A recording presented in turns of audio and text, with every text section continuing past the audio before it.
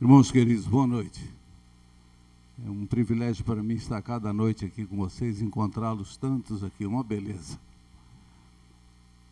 Antes de pregar, eu vi que alguém trouxe o acordeão para ver se eu toco mesmo. Então eu vou pegar ali. Só que a irmã que trouxe falou, olha, esse acordeão não está bom e tal, está com defeito. Então, se não sair bem, os irmãos já sabem a explicação. O acordeão não está bom. Foi a irmã que falou. Eu nem peguei ainda, vou pegar agora. Posso tirar o paletó, pastor, para...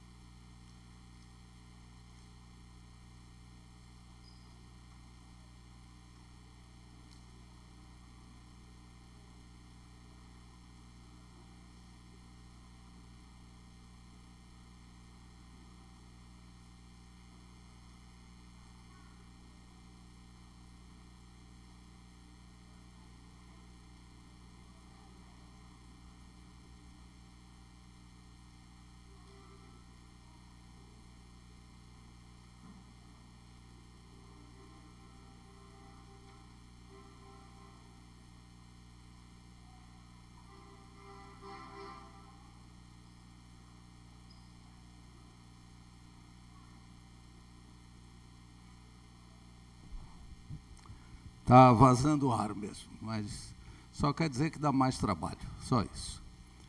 Vou tocar uma música dos tempos que eu era menino na igreja, então já faz muito tempo, né? Tenho 74 anos, mas essa música eu acho que todo mundo ainda sabe decor, mesmo as crianças de hoje ainda cantam.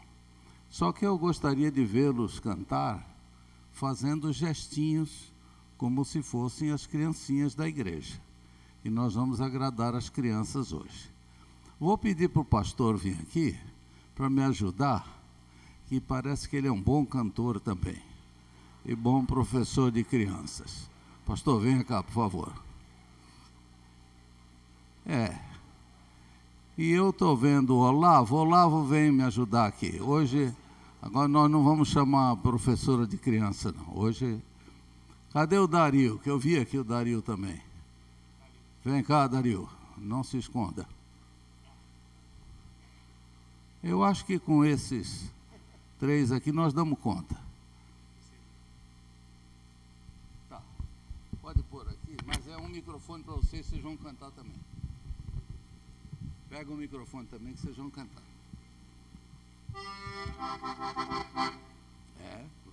Quando vaza assim, você tem que fazer muita força, cansa e sua. Então, hoje vai 2 músicas.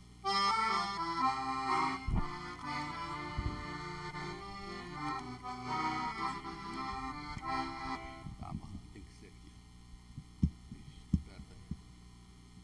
Tá. Eu seguro o microfone. Não, o pastor vai fazer gestinho. Cristo fez os pés. Vamos lá.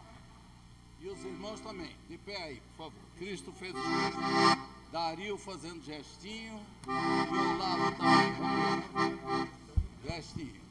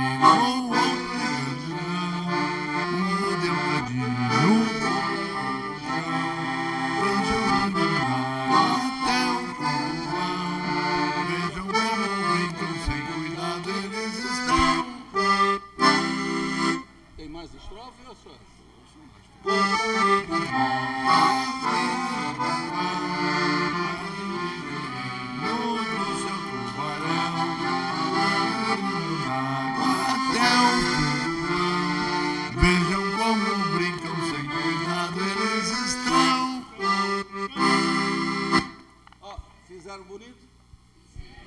Muito bem, saudação para eles. Valeu. Não senta não. Falei que é 2 músicas.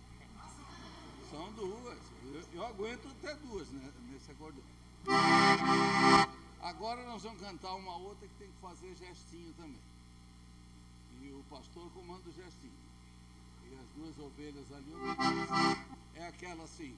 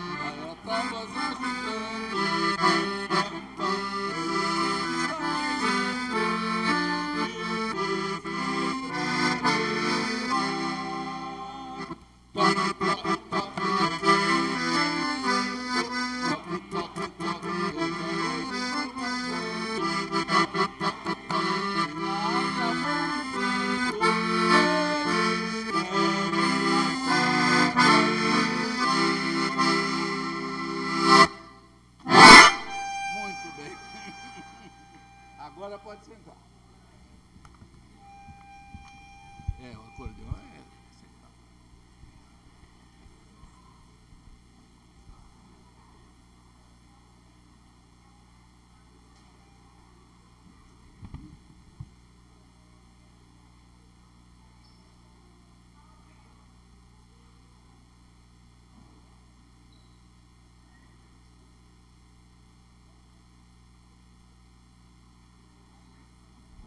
Os nossos jovens gostam de inventar coisa, né?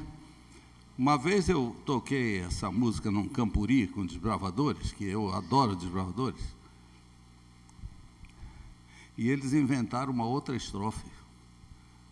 Gloob, gloob, gloob, pecadores se afogando. Eu falei, não, aí não, já é demais, né?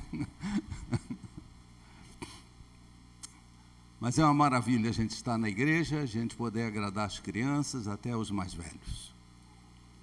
E amanhã, se vier outra sanfona, vou tocar de novo.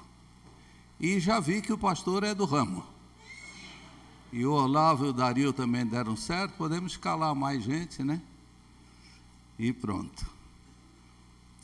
Sempre tenho falado para vocês das saudades que eu tenho do Rio Grande. Hoje encontrei alguém aqui da família Lopes. Eu trabalhei na associação no tempo que o Alício Lopes era naquele tempo se chamava revisor de igreja, agora chama auditor, né? O Alício, por uma letra, o nosso nome não era igual, né? Eu Acílio, ele Alício. Naquele tempo a associação tinha um itinerário de todos que visitavam o campo, era o Rio Grande inteiro.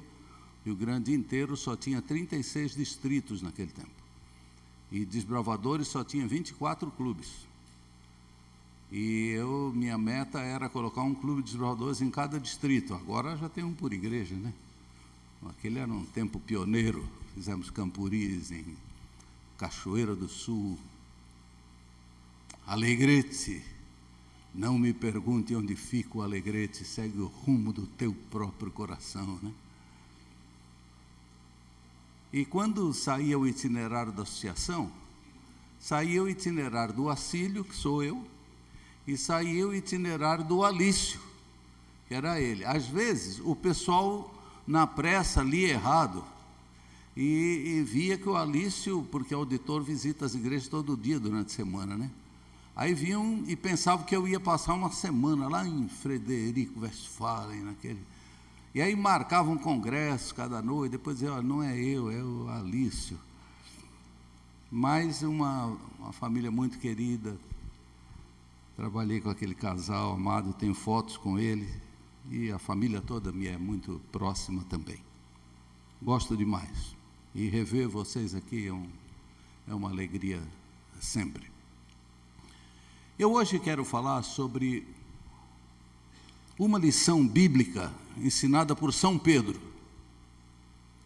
O meu tema da semana são os retratos do Salvador, as imagens que o Senhor Jesus vai gravando em nosso coração e a gente aos poucos vai se tornando uma imagem do Senhor Jesus. Retrato de Salvador, ideias que a gente incorpora da vida do Mestre e finalmente elas mesmas nos transformam e nos tornamos parecidos com Ele. 2 Pedro, capítulo 1. Falei já no domingo à noite sobre as cartas da Bíblia, como eram escritas, como eram enviadas, como eram lidas, e como sempre no começo apresentava o nome de quem escreveu. A carta aos Hebreus não tem o nome de quem escreveu, nós entendemos que foi São Paulo. Mas essa aqui tem. Então, 2 Pedro, capítulo 1. Abra sua Bíblia aí, porque vou citar vários textos aqui. E os sermões bíblicos são os que a gente mais gosta, né? Eu gosto muito de pregar a Bíblia. Leia. Simão Pedro, servo e apóstolo de Jesus Cristo, aos que conosco obtiveram fé igualmente preciosa na justiça de nosso Deus e Salvador Jesus Cristo. Aqui ele se apresenta. Quem é que está escrevendo? Pedro. E ele diz que Pedro é, porque devia ter vários. Ele diz, sou servo, eu sou aquele que foi apóstolo de Jesus. Imagina receber uma carta de alguém que conviveu com Jesus. Uma vez, nas minhas andanças lá na América, fui pregar numa igreja no estado de Utah, o estado dos Mormons. Nós temos boas igrejas lá. E à saída, uma irmã, eu cumprimentei a porta, meu inglês é ruim, mas eu estava lá. E perguntei o nome da irmã e ela me disse, meu nome é Eva Bates. Ora, eu morei em New Bedford, a terra do Capitão Bates, o lugar onde Ellen White aprendeu a guardar o sábado.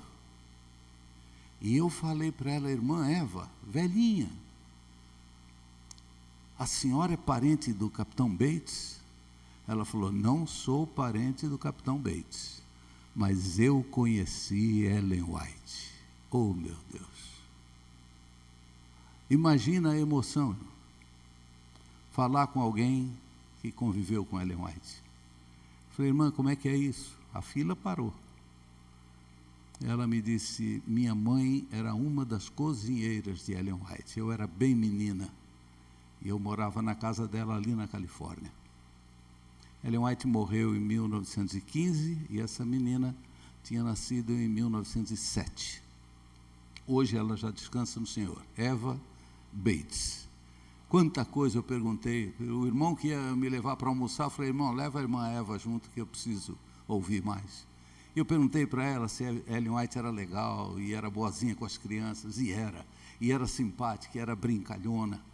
Falei, irmã, e aquela coisa de que às vezes o anjo vinha no quarto dela e de fora dava para se ver uma luz pela janela? Ela disse, é verdade. Meu pai dizia, quando ela estiver trancada lá, não entra. Ela está falando com Deus. Irmãos, até hoje de pensar eu me arrepio. Encontrar alguém que andou com um profeta de Deus. Esse aqui diz, sou eu, o Pedro. Ele podia ter dito assim, eu sou aquele que negou, sou aquele que andou na água, mas afundou. Mas ele só diz, eu sou aquele que foi discípulo. Para quem ele escreve? Ele diz assim, eu escrevo para quem tem fé comigo no nosso Deus e Salvador Jesus Cristo, nosso Senhor. Então eu lhe digo uma coisa, você tem fé em Jesus? Pedro escreveu para você. Ele diz, estou escrevendo para aqueles que têm fé. Segundo verso, a saudação tradicional daqueles dias. Graça e paz vos sejam multiplicadas no pleno conhecimento de Deus e de Jesus, nosso Senhor.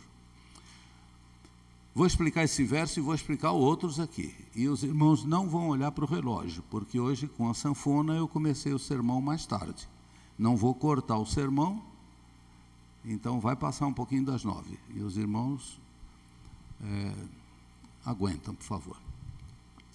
O Apocalipse, falando sobre esta igreja, o Apocalipse diz: aqui está a paciência dos santos. Então, os irmãos são da paciência, eu sou de santos. Então, está explicado aqui, né? A saudação, graça e paz vos sejam multiplicadas no pleno conhecimento. Graça. Tudo que Deus nos dá é de graça. E o que a gente precisa para viver, precisa de ar para respirar, Deus lhe dá o ar. Precisa de água, a água é de graça. Tem quem cobre, mas ela é de graça. Além das bênçãos materiais, você tem as bênçãos espirituais. Precisa de perdão? Deus lhe dá, é de graça. Precisa de alívio para a alma? Solução para um problema na vida? Cura para uma enfermidade? De graça. Os presentes são de graça para quem recebe. Os presentes não são de graça para quem dá. A graça é para quem ganha. Quem entrega o presente, paga por ele. Assim, tudo que nós precisamos, Deus pagou o preço por nós. Então ele diz: graça e paz. Paz. 700 anos antes de Jesus nascer, a profecia dizia assim: quando ele virá, ele será o príncipe da paz. Tinha outros títulos, mas o príncipe da paz. Na noite que Jesus nasceu, os anjinhos se reuniram e fizeram um quarteto, um conjunto, e cantaram sobre as colinas de Belém uma música que dizia: haja paz na terra. Aquela paz anunciada 700 e tantos anos antes, chegou. E durante a vida de Jesus, ele vivia acalmando as pessoas. E no mar, ele acalmou o mar e acalmou os discípulos. E antes de morrer e ir embora, ele disse: deixo-vos a minha paz. E depois de morrer e ressuscitar, quando se apresentou pela primeira vez a um grupo de discípulos, qual foi a saudação? Paz seja convosco. Assim, o nosso Deus é o Deus da paz.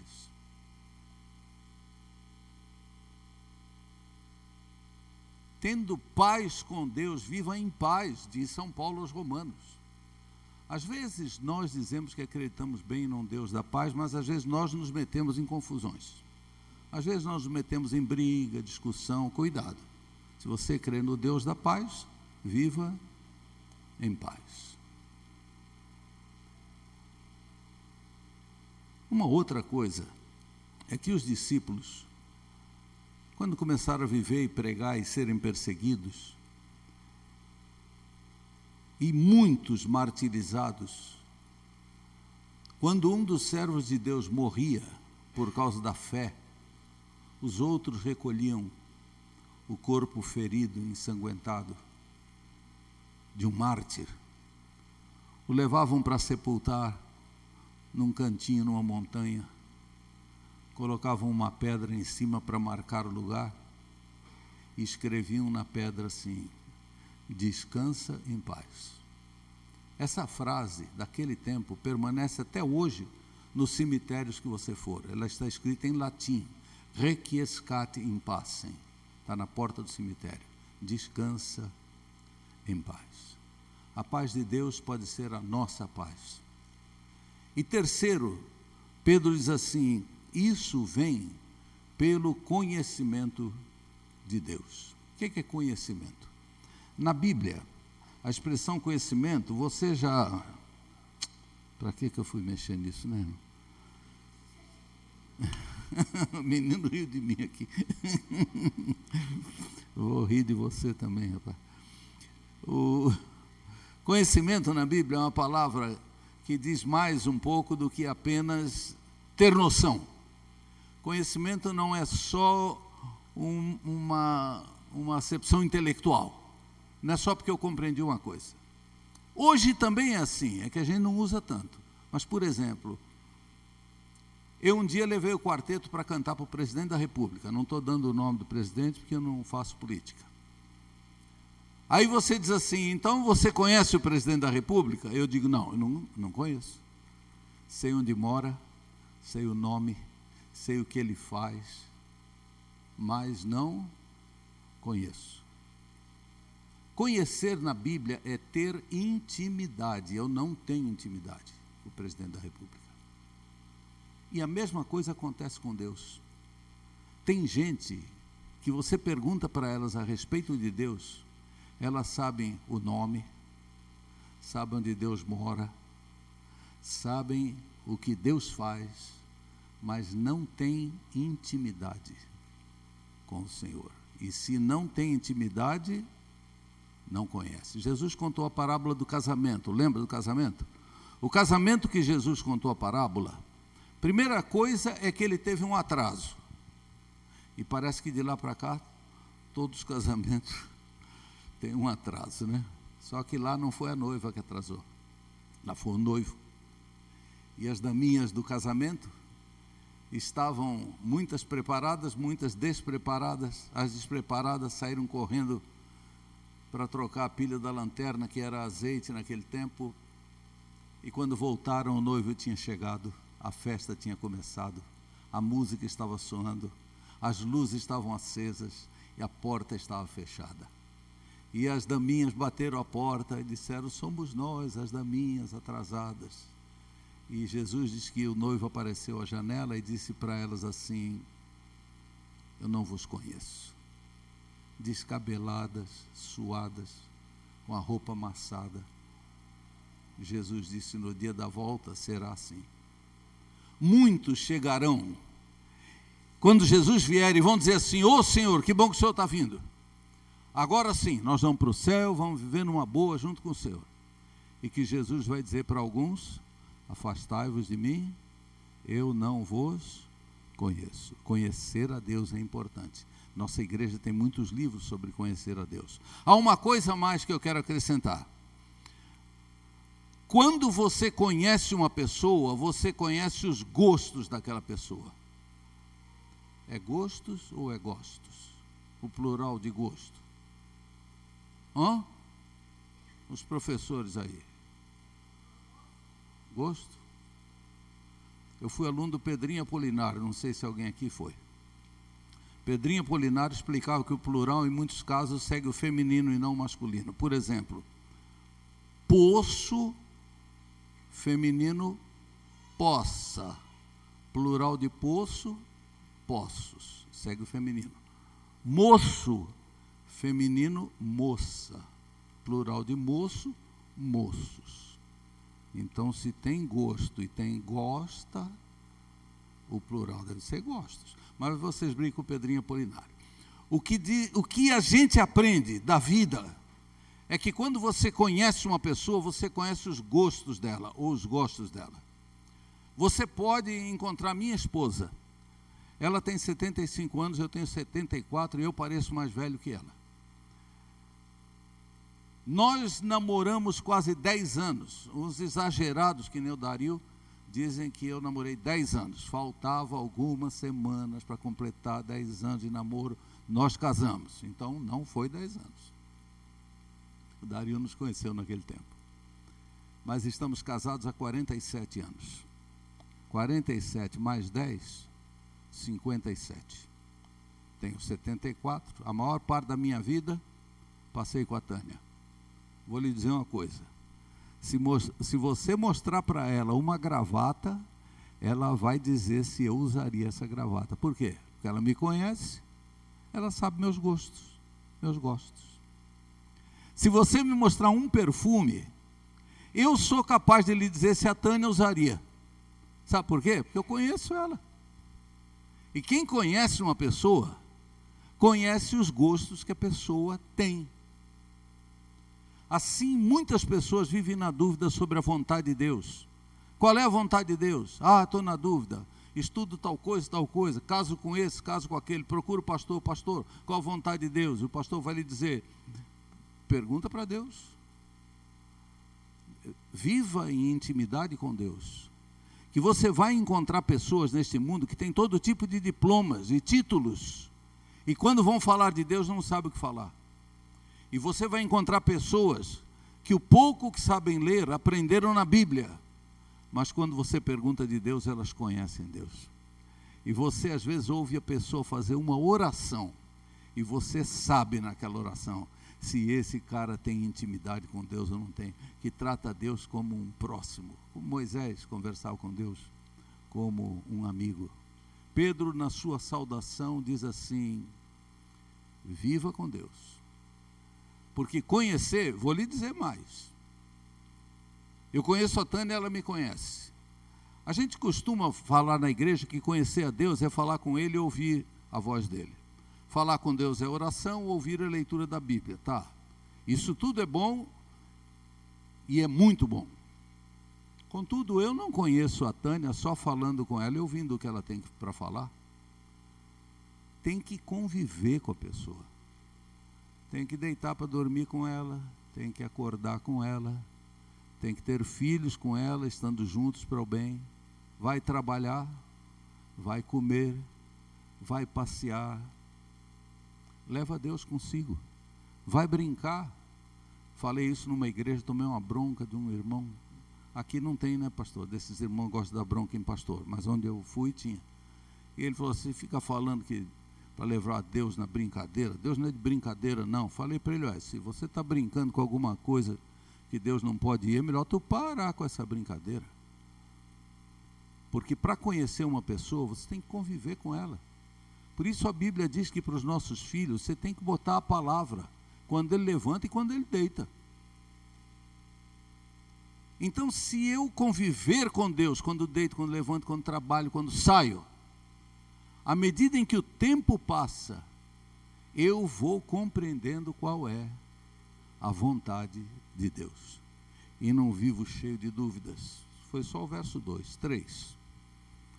Visto como pelo seu divino poder nos têm sido dadas todas as coisas que nos conduzem à vida e à piedade, pelo conhecimento completo daquele que nos chamou para a sua própria glória e virtude. Opa, aqui diz assim, o divino poder.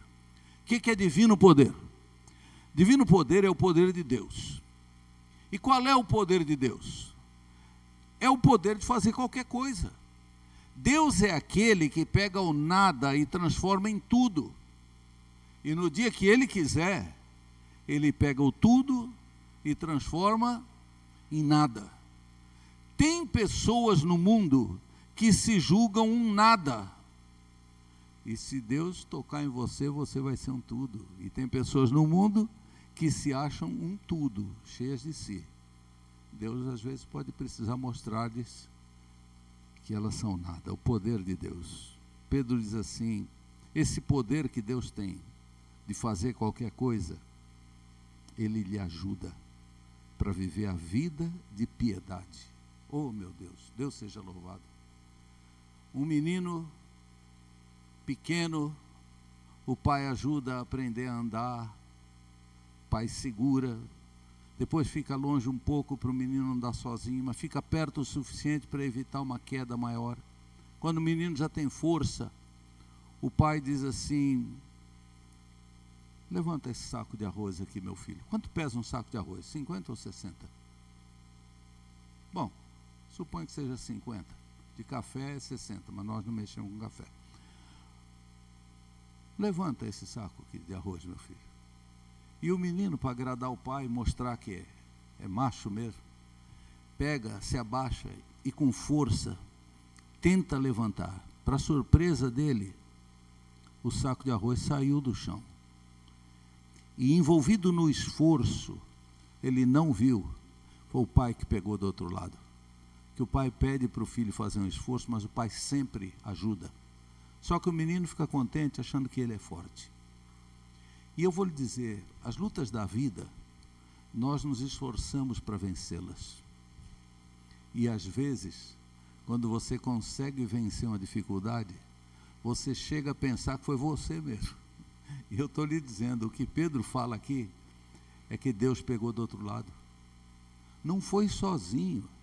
Deus não falha, Deus não falta. Mas às vezes a gente esquece que foi Ele, e a gente pensa que foi a gente mesmo.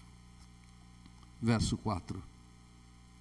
Pelas quais nos têm sido doadas suas preciosas e muito grandes promessas, para que por elas vos torneis coparticipantes da natureza divina, livrando-vos da corrupção das paixões que há no mundo. Esse verso 4 começa falando que Deus deu promessas. Bom, aparentemente um problema, porque Jesus disse que a gente não deve prometer, nem votar. Nossa palavra deve ser sim, sim, não, não. E agora, eu não posso prometer, mas Deus pode. É isso mesmo. Tem coisa que você não pode e que Deus pode. Você vai numa das cartas de João, ele diz assim: não ameis o mundo. Aí você vai no Evangelho de João e diz que Jesus falou assim: Deus amou o mundo. Opa, não é para eu amar o mundo, mas Deus pode. Sim, Deus pode, Ele sabe o amor. Não é para eu amar o mundo daquele jeito, do jeito errado. Então tem coisas que é para Deus fazer, só que Deus nunca disse uma mentira.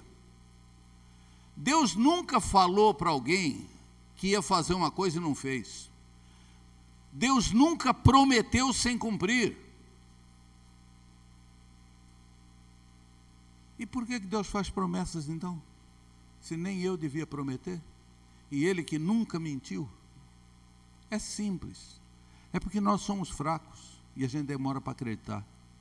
E como a gente demora para acreditar, Deus fala, Deus repete, e você não acredita. Aí Deus promete. Se fosse preciso ir no cartório registrar, Ele iria também. O que Deus espera é a fé, porque o poder dele de fazer qualquer coisa, e o poder da palavra dele, pelo qual os mundos foram criados. Essa expressão é muito boa, né? Os mundos foram criados. Tinha um hino no Inar, né? Admiro os mundos. E aqui nós tínhamos o pastor Osmundo naquele tempo. E a gente cantava para ele: admiro os mundos feitos por tua mão. A esposa é gaúcha, de Carazinho, mora lá perto da minha casa. O pastor Osmundo já faleceu. O poder que criou os mundos está à disposição para me ajudar a viver. E como eu demoro para acreditar, Ele que não precisa prometer, porque quando Ele fala, acontece, Ele faz promessa, para ver se vence a minha relutância de acreditar. E diz aqui que pelas promessas dEle, nós podemos participar da natureza divina. Essa expressão, irmãos, eu quero que ninguém tenha dúvida. Essa expressão tem criado muitos problemas na igreja em muitos lugares, porque há uma tendência de um grupo que se chamam de perfeccionistas, que eles acham que você pode ficar igual a Deus. E usam aquele texto de Jesus: sede perfeito como meu Pai é perfeito. Eu já expliquei que não é isso que está escrito lá, porque em Lucas, quando explica, diz: sede misericordiosos como meu Pai é misericordioso. Mas aqui diz que a gente pode ter parte na natureza divina. O que é isso? Não é difícil de entender. Vocês viram aqui à frente o pastor falando hoje. Ele teve parte no programa de hoje. Vocês viram o grupo cantando, tiveram parte no programa. Vocês viram a menina com uma linda voz cantando, ela teve parte no programa. Dario, Olavo, hoje tiveram parte no programa. Eles não são o programa, tiveram parte. Pedro diz: pela graça de Deus, nós podemos ter parte na natureza divina. Quer dizer, Deus desce do céu, entra dentro de mim e entra dentro de você, e ajuda você a viver a vida de fé. Eu fui criado na beira-mar, até entendo um pouco de mar e de navios, porque eu trabalhei em navios. Mas eu fui ser pastor em Tupã, no interior de São Paulo. Só lavoura de café, algodão, criação de gado Nelore, e eu não sabia nem montar de cavalo. Hoje já falei para alguns aí que eu no cavalo, eu entro por uma porta e saio pela outra, né? E fui trabalhar no meio daqueles irmãos. E eu peguei um irmão, plantador de laranja. Falei: irmão, me explica o negócio do enxerto, porque a Bíblia diz que nós recebemos um enxerto de Deus. E o irmão me mostrou. Eu não sei fazer ainda, mas já sei como funciona. E você que está aqui num ambiente mais rural já sabe. É uma planta cítrica da família do limão, da laranja, que o gosto não é tão bom, mas a planta é muito forte. Eles fazem um tipo de corte e encaixam ali um ramo de uma outra laranja que é mais doce. Dali para cima, os frutos são doces. Às vezes a gente diz assim, uma árvore só produz um tipo de fruto. Não, senhor. Se a árvore for enxertada e você deixar nascer um galho para baixo do enxerto, é o mesmo azedume de antes. Quando a Bíblia diz que nós fomos enxertados em Deus, e quando Pedro diz que nós podemos ter parte da natureza divina, quer dizer, Deus pode entrar na minha vida, sabe o que ela está dizendo? Que nós recebemos um enxerto, e para cima desse enxerto, a minha vida agora mudou. Eu falava um tipo de palavras, agora falo outro. Usava um tipo de comida, agora como outra. Vivia um tipo de vida, agora vivo outra. E às vezes eu penso que é eu que estou conseguindo. É um enxerto divino. E a prova de que é Deus é que de vez em quando, eu e você, deixamos brotar um galho para baixo do enxerto. Aí a gente fica nervoso, a gente fala palavras que a CPB não pode publicar. O que é? Nascer um galho para baixo do enxerto, corta. E vive a vida para cima do enxerto. Pedro diz, você pode ter parte da natureza divina. Ele já anunciou antes, isso vem pelo relacionamento com Deus. Isso enche o seu coração de paz e não lhe custa nada. Deus lhe dá de graça. E na sua fraqueza, vem Ele com o poder que tem de criar os mundos para pegar no peso do outro lado. Agora eu vou pular uns versos, porque deu 9 horas. Eu vou pregar só mais um pouquinho, não se preocupem. Não vou pregar todos os versos. Vou lhe mostrar o verso 9. Depois de apresentar uma série de virtudes, Pedro diz assim, as virtudes estão escritas aí, depois você lê em casa. Fé, perseverança, amor. Bom, aquele a quem estas coisas não estão presentes é cego, vendo só o que está perto, esquecido da purificação dos seus pecados de outrora. O que é isso aqui? Como é que o camarada é cego e vê? Pedro diz, se só vê o que está perto, é cego. Colossenses 3, que temos estudado aí nesse trimestre, diz assim, pense nas coisas que são de cima, não nas que são da terra. Se a pessoa não consegue enxergar um pouco da eternidade, só enxerga o dia de hoje, enxerga, mas é cego, porque não vê o que é mais importante. Se só vê o aqui e não enxerga o céu, cego, só vê o que está perto. Perdeu a esperança, as virtudes se foram, e ele chega a se esquecer da purificação dos pecados de outrora. O que é a purificação dos pecados de outrora? Muitas coisas, mas entre elas, o batismo. Você foi batizado e foi lavado dos pecados de outrora. Se você se esquecer das coisas de Deus, se você perder a comunhão com Deus, vai começar a se preocupar só com as coisas desta vida. E daqui a pouco se esquece até do seu batismo. E você conhece gente assim, você ora por elas. Preocupação com aqui e agora. Preocupação com o dia de amanhã. Tem um autor inglês, eu não recomendo que leiam, ele não é um cristão, mas ele é um escritor muito elegante, muito inteligente, chama-se Oscar Wilde. Ele é que escreveu aquela história do Retrato de Dorian Gray. Você leu. Tem uma frase que ele diz assim, presta atenção. Ele diz assim: só tem uma classe que pensa mais no dinheiro do que os ricos. Ele falou: são os pobres. Porque o pobre não pensa noutra coisa. Ele falou: essa é a desgraça de ser pobre. E você sabe que é isso mesmo? O rico tem tanto dinheiro que ele planeja as férias, a viagem no barco dele. O pobre, coitado, vai dormir pensando no dinheiro de amanhã. Acorda pensando na falta de dinheiro.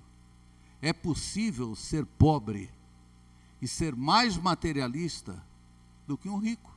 Porque o rico às vezes tem mais coisa para pensar e quando se converte até é generoso com a igreja. Pedro diz: se começar a ver só o que está perto, já é cego. E vai se esquecer do seu batismo. Mais um verso. Verso 10, por isso, irmãos, procurai com diligência cada vez maior confirmar vossa vocação e eleição, porque procedendo assim, não tropeçareis em tempo algum, pois desta maneira é que vos será amplamente suprida a entrada no reino eterno de nosso Senhor e Salvador Jesus Cristo. Eu gosto de pregar a Bíblia, gosto de ver o significado das palavras. Numa igreja perguntei o que é diligência, e um menino falou: é aquelas carroças dos cowboys dos filmes. Não, não é. Diligência é empenho, perseverança. Aquela também chamava diligência. Mas aqui, com diligência, com esforço, confirme sua vocação e sua eleição. O que é vocação? Vocação é chamado. O que é eleição? É nomeação. Deus chamou você. Deus elegeu você. E pede aqui que confirme. Olha, é Ele que faz, é Ele que dá, é de graça. E tudo que você precisar, Ele pega o peso do outro lado. E Ele diz: eu te chamo para a vida eterna, e te chamo para a salvação. E te elejo, porque Paulo, quando escreve as cartas, ainda chama os irmãos de santos. Eles não eram santos perfeitos, mas destinados a um fim santo, com a certeza da salvação, já podiam ser chamados de santos. E aqui diz assim: confirma, porque é desta maneira que você vai entrar no reino eterno do nosso Senhor e Salvador Jesus Cristo. Vou fechar a Bíblia, mas vou falar mais um pouquinho. Olha, eu um dia quis levar minha esposa para uma praia lá em Caraguatatuba, passeio de pobre, com um Fusca que eu tinha. Dario conheceu o meu Fusca, ocre marajó, aquela cor marrom assim, placa WG 2083.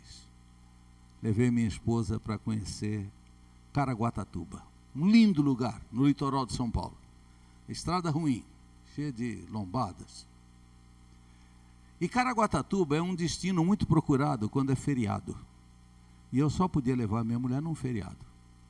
Eu tinha um amigo, o Zé Prudêncio, que estava comportando lá. Onde ele estava hospedado, tinha telefone. Então eu fui na nossa escola em Santos, que tinha telefone, porque nós não tínhamos telefone em casa.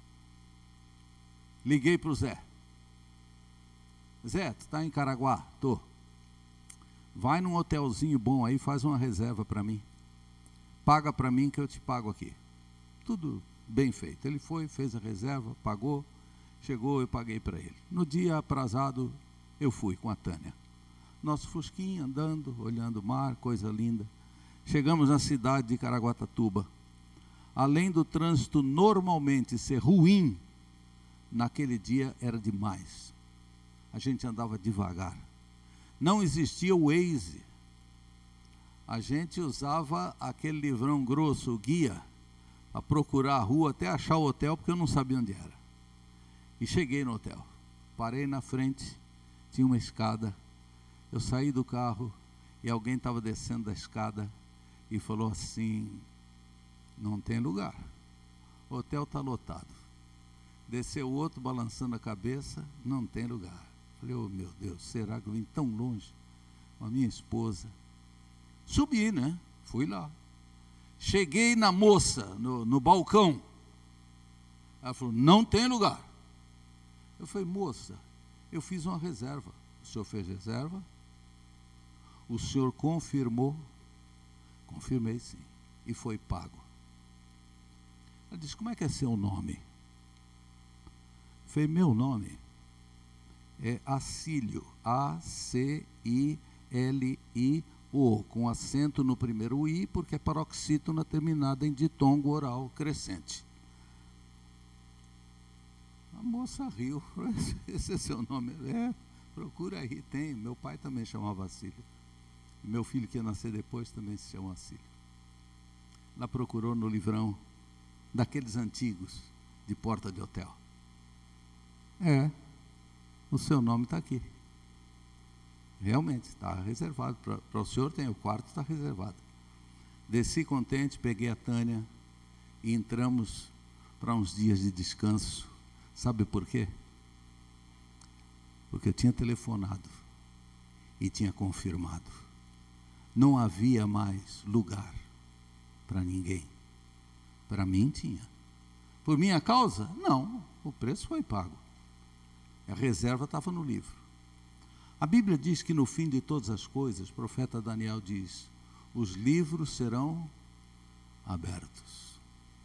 O juiz se assentou e abriram-se os livros. Esse é um hino adventista. Esse é um hino escrito por um sobrinho de Ellen White, que escreveu esse hino para a doutrina do juízo investigativo. O juiz se assentou abrindo seus livros. Outras igrejas cantam esse hino, mas não sabem o que é, porque eles não acreditam no juízo investigativo. O juiz se assentou e abriram seus livros.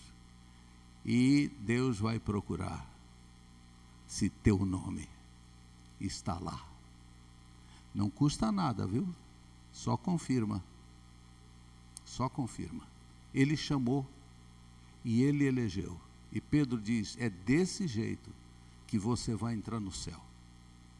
É tipo dizer assim, se precisasse de um ticket para entrar no céu, o ticket é a reserva e a confirmação. Sabe aquele lindo hino? Esses dias a irmã cantou para mim, eu contei a história do hino. Quando for chamado, lá estarei. Aquele hino foi escrito por um professor de Bíblia, chamado James Black. Ele era professor de Bíblia, um dia ele fez a chamada e uma aluna faltou. E ele ficou pensando, um dia Deus vai fazer chamada. Em inglês, o título é mais próprio, porque chamar o hall em inglês é ler o livro da chamada. Em português ficou só quando for chamado, mas é o livro da chamada. Ele foi para casa impressionado com a falta da aluna e pensou, um dia Deus vai ler chamada. Será que o meu nome vai estar lá? E ele fez o hino bonito. Quando for então chamado, lá estarei. E a menininha morreu e onde eu li a história diz que ele cantou o hino no funeral da sua aluninha. Quando for então chamado. Eu escolhi um hino para terminar hoje, devia ter escolhido esse. Dá ainda para botar esse? Acha aí, e nós vamos cantar esse. Quando for então chamado. Acha quem está no computador, no aplicativo, tem Inário. Vou mudar o hino de hoje. E vamos cantar esse. Deus está chamando. Deus está pagando a conta da viagem. Deus está colocando sua força para ajudar você a carregar o peso da vida. Para você conseguir viver a vida de piedade. Deus entra dentro de mim e dentro de você, para que a gente seja um enxerto de Deus, para que a gente tenha parte da natureza divina. E para cima desse enxerto, nós começamos a produzir frutos bons. Não é pela nossa força, não é pela nossa natureza, é pela graça de Deus. Então a gente tem que agradecer. E quando Deus chama para a vida eterna, liga para Deus e confirma. E quando Ele chamar o teu nome, você esteja lá. Vamos cantar o lindo hino, quando for chamado, lá estarei. Vou cantar aqui junto com... Levante-se, por favor.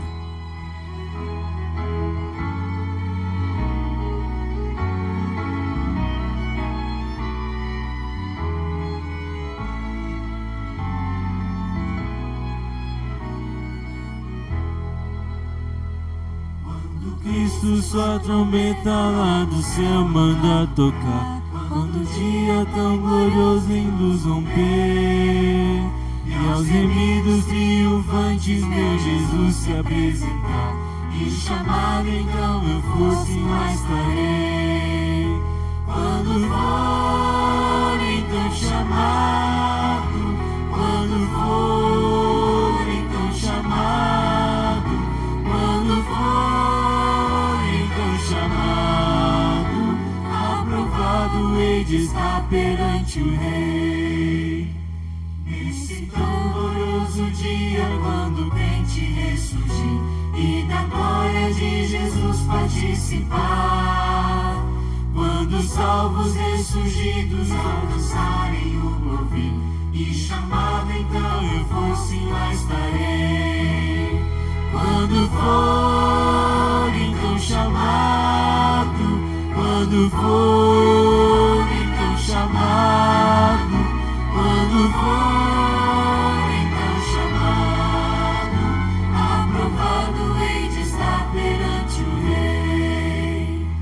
Lutarei por meu Jesus até o dia terminar, falarei do seu amor por nós aqui. Quando tudo aqui cessar em meu constante labutar, e chamado então eu fosse lá estarei. Quando for então chamado, quando for então chamado, quando for então chamado, aprovado hei de estar perante o Rei. Deus, nós te agradecemos mais uma vez por podermos relembrar tuas preciosas promessas. Nós te agradecemos porque as tuas dádivas são gratuitas para nós, ainda que o Senhor tenha pago o preço. O Senhor encheu o nosso coração de paz e nos permitiu termos intimidade com o Senhor, o Rei do Universo.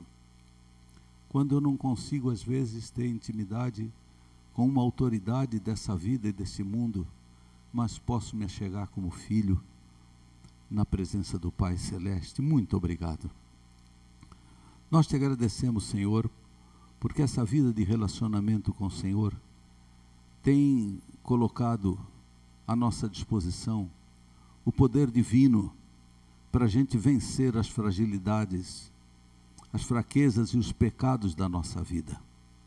O Senhor tem entrado dentro de nós e nos tem permitido uma mudança de vida que sem a tua graça nunca seria possível. Pedimos-te que nos perdoe quando tantas vezes nós nos julgamos bons, quando nós achamos que foi pelo nosso esforço que a gente conseguiu tanta mudança. Permita-nos o tempo todo olharmos para cima e não ficar olhando só para as coisas desta vida. Dá-nos, Senhor, essa visão espiritual de pensar mais na eternidade do que nesse tempo que passa. Nós queremos pensar mais no céu do que na terra, para que possamos, pela tua graça, confirmar a nossa reserva no teu reino. E quando o Senhor vier e os livros forem abertos, nós queremos ouvir o Senhor chamar o nosso nome e nós estaremos lá. Abençoa essa igreja querida, esse povo tão bom. Ajuda para que pela tua graça consigam continuar vivendo uma vida de fé e que o tempo vá nos transformando até que nos tornemos parecidos com Jesus. Concede-nos esta graça. Nós sabemos que essa é a tua intenção e ela coincide com os nossos melhores desejos. Realiza em nós a tua vontade Despede-nos em paz. Pedimos-te em nome de Jesus. Amém. Deus acompanhe, irmãos.